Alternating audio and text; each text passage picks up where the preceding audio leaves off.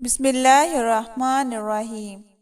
رسول اللہ صلی اللہ علیہ وسلم کا معمول یہ تھا کہ رمضان آنے سے پہلے آپ صلی اللہ علیہ وسلم رمضان کے استقبال کے لیے لوگوں کے ذہن تیار کرتے تھے تاکہ رمضان سے خاطر خواہ فائدہ اٹھا سکیں۔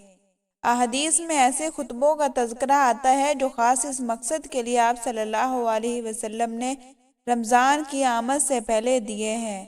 خاص طور پر وہ خطبہ تو پہلے ہی بہت طویل اور مشہور ہے جو شعبان کی آخری تاریخ کو آپ صلی اللہ علیہ وسلم نے دیا ہے اور جس کے راوی حضرت سلمان فارسی رضی اللہ تعالیٰ عنہ ہیں۔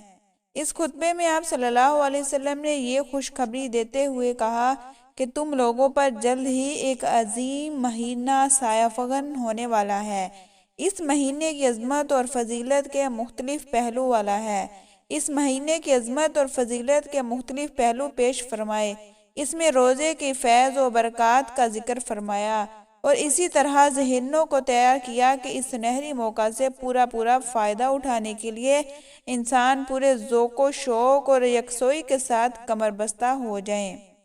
رمضان سے پوری طرح مستفیض ہونے اور اس کی خیر و برکت کا واقعی مستحق ہونے کے لیے ضروری ہے کہ آدمی اس سے استفادے کے لیے ذہن و فکر اور قلب و روح کو پوری طرح تیار کرے۔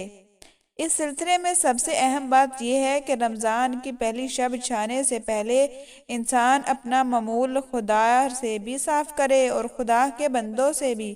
وہ سنجیدگی سے سوچے کہ وہ خدا کے حقوق ادا کرنے میں کیا کیا کوتاہیاں کرتا رہا، کن کن نافرمانیوں میں مبتلا رہا اور اس کی زندگی کے بہترین اوقات کن غرفات میں گزرتے رہے۔ سچے دل سے توبہ کرے اور خدا سے پختہ عہد کرے کہ پروردگار، جو کچھ ہو چکا، اب یہ تیرا بندہ تیرا وفادار رہے گا اور نافرمانیوں سے دامن پاک رکھنے کی کوشش کرے گا۔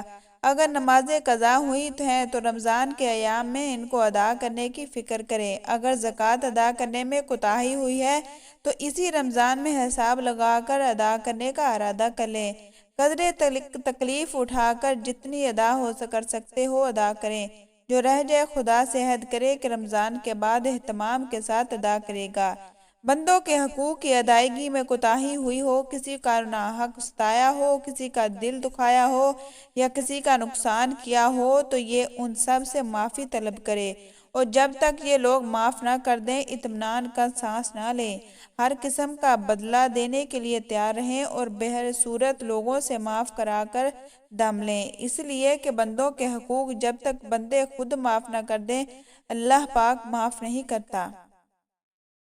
اصلاح حال کے معاملے میں عام طور پر ایک اور کوتاہی بھی عام ہے، وہ یہ کہ جب بھی انسان پر نیکی کے جذبات چھانے اور نیکیاں کرنے کا داعیہ ابھرتا ہے تو ادھر نگاہ نہیں جاتی کہ وہ کن کن چھوٹے بڑے گناہوں میں مبتلا ہے، بلکہ کچھ نوافل و اذکار و صدقات و خیرات کی طرف ذہن متوجہ ہو جاتا ہے اور آدمی یہ سب کر کے اطمینان محسوس کرتا ہے کہ اس نے دیندار زندگی اپنا لی ہے اور فرمانے بردار ہند میں شامل ہو گیا ہے۔ حالانکہ اذکار و نوافل و صدقات و خیرات کا اہتمام کرنے سے پہلے سوچنے اور کرنے کا کام یہ ہے کہ وہ دیکھے کہ کن کن گناہوں سے وہ مبتلا ہے۔ کبیرہ گناہوں سے مخلصانہ توبہ کرے اور خدا سے پختہ عہد کرے کہ آئندہ ان گناہوں کو جانتے بوجھتے کبھی نہیں دہرائے گا۔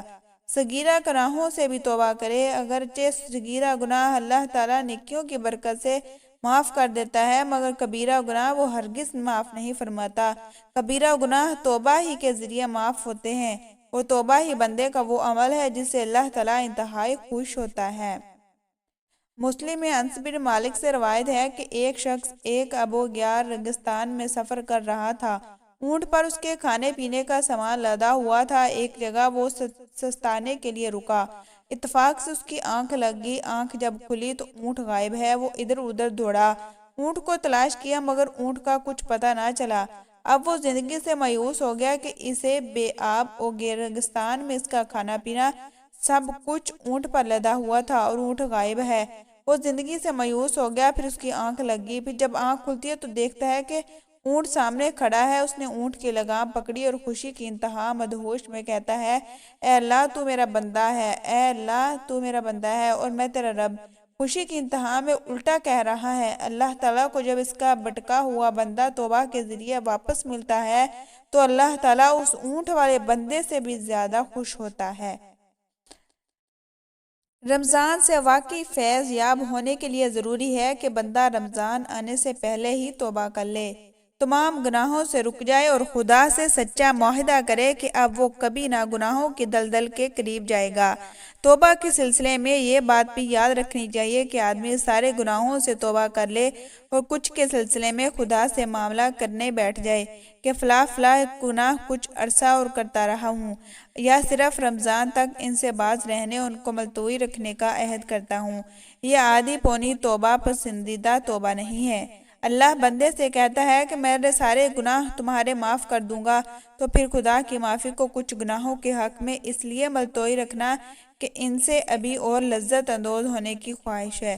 حقیقت میں توبہ کی صحیح سپورٹ نہیں، سارے ہی گناہوں سے توبہ کر کے انسان کو چاہیے کہ خود کو خدا کے حوالے کر دے۔ خدا کسی پیارے بڑے انداز میں اپنے بندوں کو اپنے دربار میں معافی نامہ داخل کرنے کے لیے بلواتا ہے۔